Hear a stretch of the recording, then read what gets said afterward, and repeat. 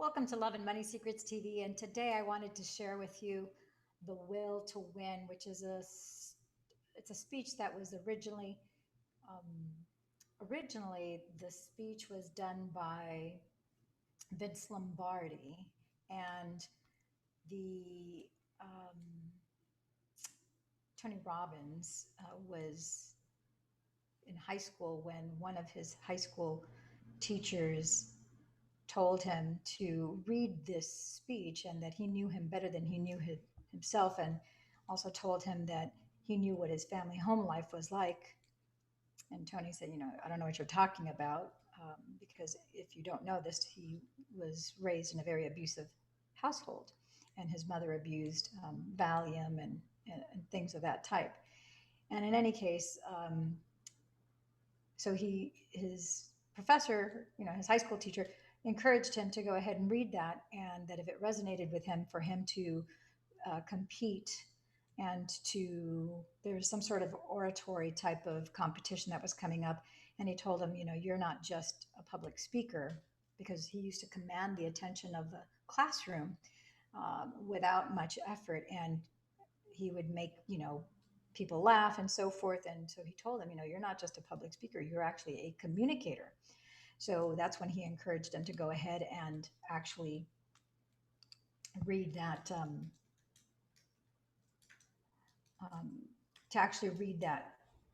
that particular speech by Vince Lombardi. So I wanted to go ahead and share that with you, and I wanted to share also a few other things about Tony Robbins, who is the actual definition, without a shadow of a doubt, of having the will to win. He had, like I said before, very humble beginnings with a very abusive mother, and working as a janitor to just get by was nothing glamorous, and most would pout. Most people in the same circumstances would say things to themselves like, my life is terrible. Why is this happening to me? And why hasn't God given me more? And haven't I done enough to deserve a better life? And what's the point of trying? And I could never be great at anything. My life is too hard. You wouldn't understand. And Tony Robbins is different than most people, so he gets to live differently than most people. He had a goal, which was to change lives, and there was absolute no room for compromise.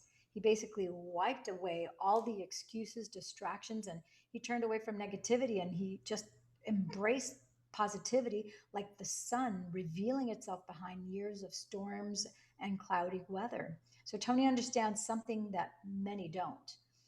You control your mind, so you control your experience.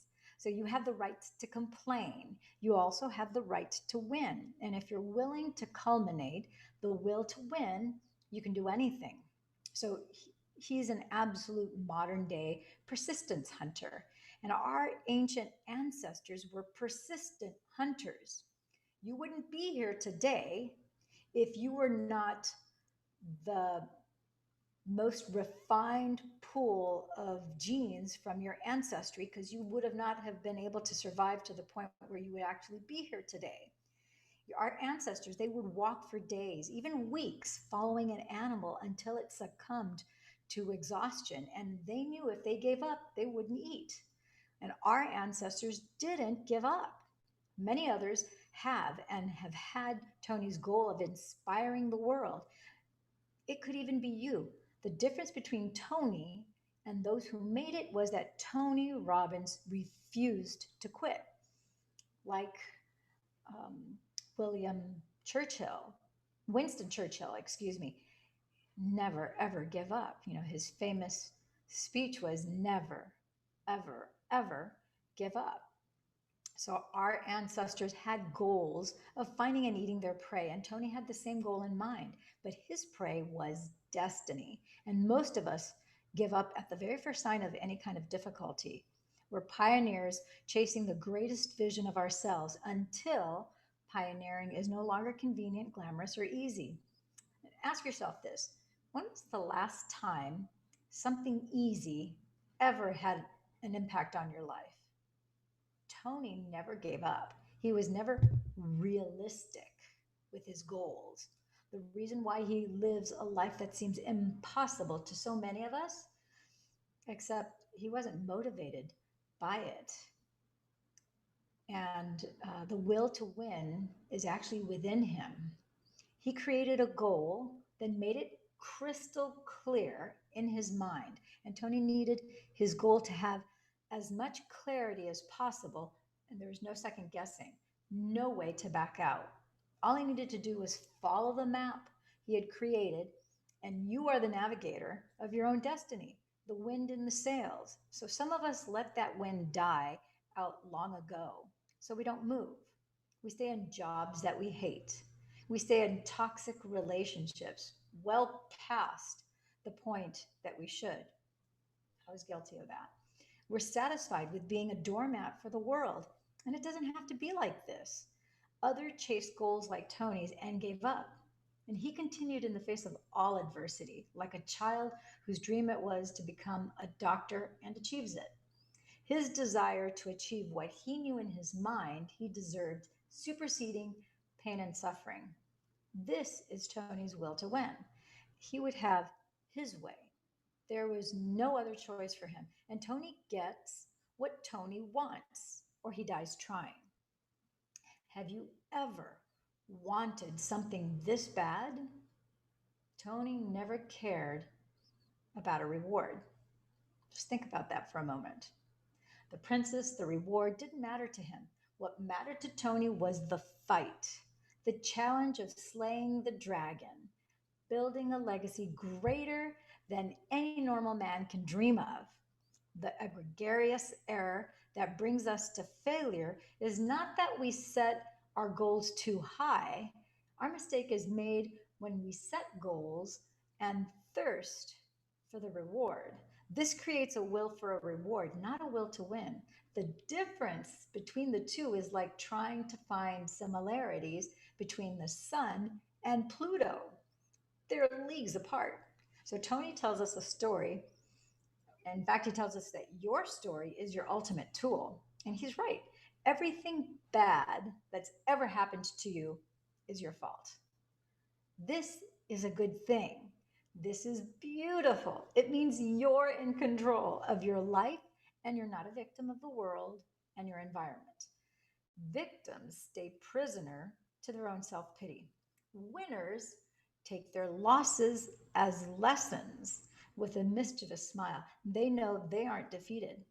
Winners believe losses are lessons and quitters are losers. So reframe your mind in the same manner and watch how your world changes. So this means everything good that's ever happened to you is your fault too.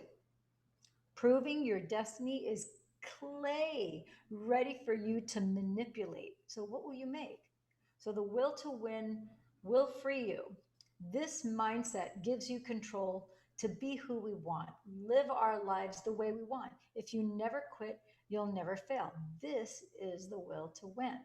To set a goal and chase it like an ancestral hunter walking down a mammoth until it collapses from exhaustion. Navy SEAL instructors say that the All American Navy SEAL recruits almost always fail. It's the determined who win, those who have mentally committed to a cause. I will finish this or I will die. If you aren't willing to make such a grand commitment, you don't deserve it. Stop reading and watch a movie instead and do something easy. Take a day off, have a me day. The other option, become a legend. Suffer forward through adversity. Fall in love with the fight. Don't forget your greatest weapon. It's your will to win. So I want to share with you the actual speech which is called the Will to Win speech by Vince Lombardi. And I just wanted to, before I actually read the speech, I wanted to also mention, if you followed along on Love and Money Secrets TV in our study of Becoming Supernatural by Dr. Joe Dispenza, the Read, Review, and Apply, this is a concept that is spoken of over and over and over again. It's not languaged as the will to win. It is languaged in that you take your consciousness and you use your free will to focus your consciousness on what it is that you want. And then you command your ego and the organ of your brain to do as you say, because your free will, your consciousness, and you're using your free will and your choice of what it is that you want to now be the master of your ego, who is not your amigo. I always call him your enemigo. And you are also the master of your brain. Your brain and your mind will only do what you order it to do. And your ego is the one that says, I'm falling short, I'm not good enough, everybody else is doing it right. It basically doesn't speak in a loving manner towards yourself. It's always defeatist, negative, woe is me, victim, looking at the negative. It's like yada blah blah yada yada blah. But your free will consciousness always says loving things to you and about you. It never thinks of you in the negative. It never believes that you fall short of anything because you are complete. All possibilities exist in that 5D quantum. And as a focused, conscious awareness, using the prime directive, your free will, to focus like a laser beam on exactly what it is that you want. You know, it says in the ancient scriptures, as a man thinketh in his heart, so is he. Ask and ye shall seek. Knock, the door will be open. Shaken down, pressed together. You know the drill. So we have plenty of evidence. We know that thoughts do become things. And so that's what this is all about. So do you have the will to win? What if that thing that you thought was the impossible dream, what if it's possible? I'm here to urge you, to encourage you, to give yourself permission to believe that that impossible dream is in fact possible. And you can begin to take the particles of potential waveforms of energy and you can start to mold the clay. But you need to be responsible. You have to respond with ability for every single thought that you have, good, bad, or indifferent, and recognize the loving thoughts, which are the thoughts that give you energy, that is the creative life force energy, that as you focus it, the waveforms of energy at a subatomic level, they turn into particles until boom, you have enough focus and enough attention to it. Once you have love, appreciation, and gratitude, boom, you pull it into 3D. And you have to deflect. Tell the ego, you're in timeout. Brain, do as I say. And now you're commanding your autonomic nervous system. And now you are the creator. You are really a co-creator with the one, Almighty. So let's read The Will to Win speech by Vince Lombardi. So winning is not a sometime thing. It's not an all the time thing. You don't win once in a while. You don't do things right once in a while. You do them right all the time. Winning is a habit. Unfortunately, so is losing. There's no place for second place. There's only place in my game, and that's first place. I have finished second twice in my time at Green Bay. I don't ever want to finish second again. There's a second place bowl game, but it is a game for losers, played by losers. It is always and has been an American zeal to be first in anything we do and to win and to win and to win. So every time a football player goes to ply his trade, he's got to play from the ground up, from the soles of his feet right up to his head. Every inch of him has to play. So some guys play with their heads, and that's okay. You've got to be smart to be number one in any business. But more importantly, you've got to play with your heart, with every fiber of your body. If you're lucky enough to find a guy with a lot of head and a lot of heart, he's never going to come off the field second. Running a football team is no different than running any other kind of organization, an army, political party, or a business. The principles are the same. The object is to win, to beat the other guy. Maybe that sounds hard or cruel. I don't think it is. It is the reality of life that men are competitive, and the most competitive games draw the most competitive men. That's why they are there to compete, to know the rules and objectives when they get in the game. And the object is to win fairly, squarely, by the rules, but to win.